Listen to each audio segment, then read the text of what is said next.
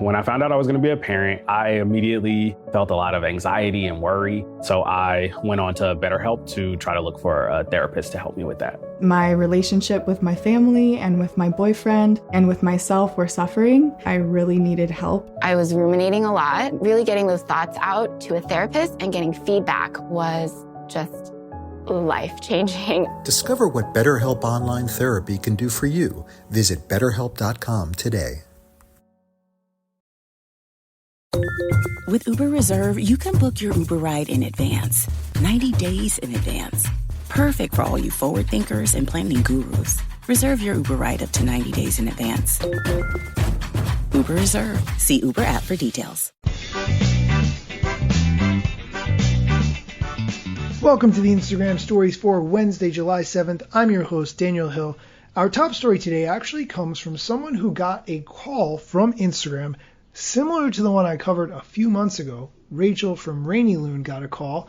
Now, someone called Lucas O'Keefe. I'm not familiar with Lucas previously up until this, but he posted a lot of the details from what Instagram told him on his call, and I'm going to share those with you.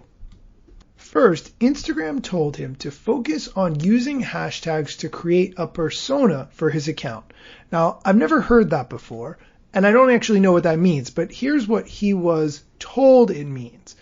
Hashtags are one of the few ways to still communicate with the algorithm, so we should use them to tell the algorithm what identity and niche we want to create on Instagram.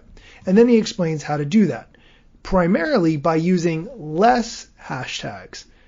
Okay, let's just get into what he says here.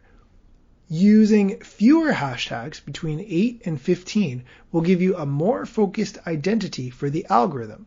Using too many hashtags, for instance up to 30, can confuse the Instagram algorithm. He cites as a reference for this, a good reference actually, which I do agree with.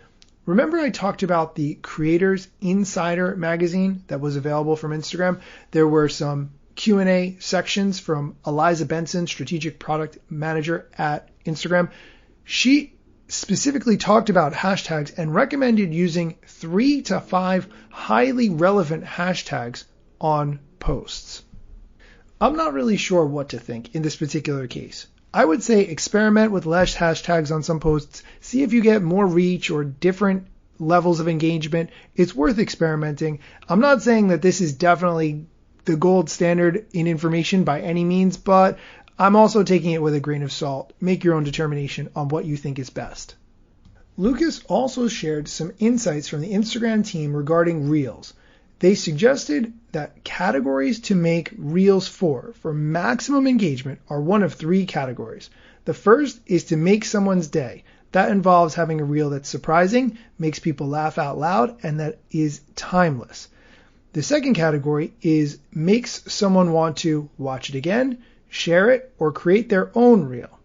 And the third thing they recommend in a category is the content, that it's relatable, culturally relevant, and inspiring. And he said that he received a Reels Tips PDF after his call that this content comes from. He made a list of tips, almost all of which I've been saying at one point in time or another, but he said to follow reels and accounts that inspire you, search for trends and adapt them. Your reels don't have to be the exact same as the trends, add a personal touch. Create your own challenges that make your audience take action. Don't hold back on having fun and be original in your content and post consistently, all of which I've been saying in one format or another.